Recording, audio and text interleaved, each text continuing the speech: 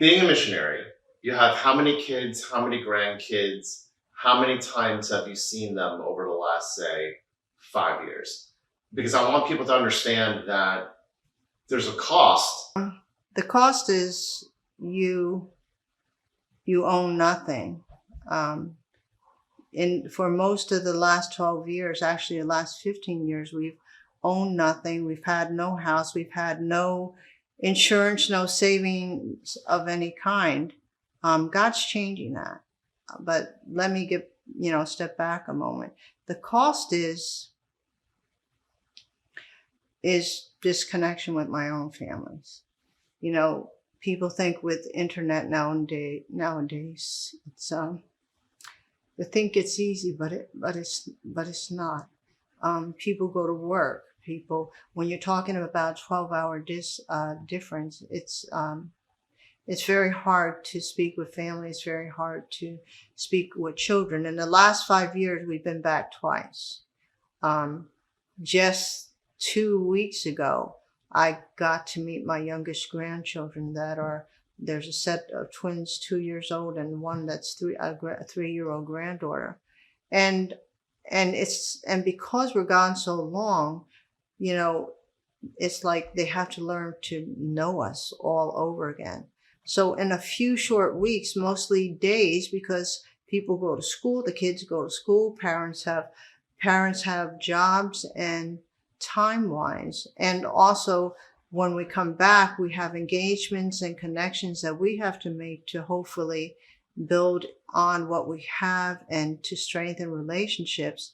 We get very little time. So if I were to say between three families, I've at best spent 3 days in a matter of 3 weeks with three of the families. And I have 2 weeks left, and maybe I'll get to spend that much, I don't think, with each of three families when there's actually four, five, five, because of twins. So I have 8 grandchildren, and it is very heartbreaking. And because we live in a country where people don't actually fluently speak the language, it's very hard. You don't have relationships. It's very hard to have the fellowship and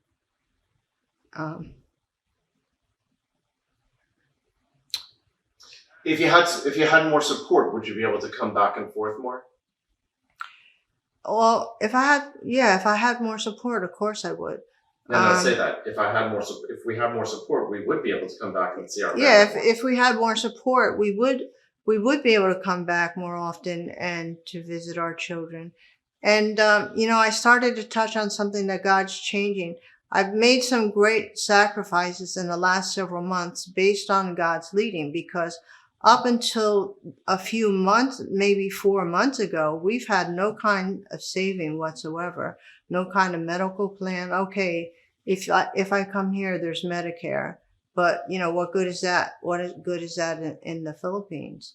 There have been, over the years, we tried to get in under different mission groups, but we were ineligible because we had no saving, because we had no form of, we had nothing in they required you to have medical insurance, life insurance, and these are the kinds of things that we've sacrificed over the years.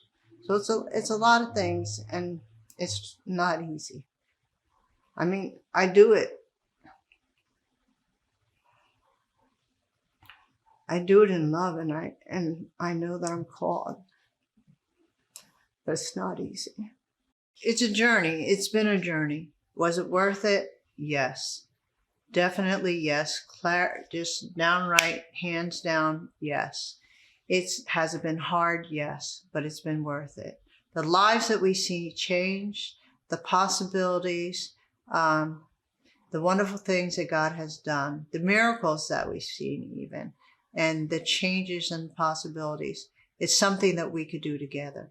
It's not something that we were ever meant to do alone. We were always meant to do it, just like we were always meant to do it in partnership with God. we were always meant to partner with you. So let's do this. Let's get it done. It's worth it.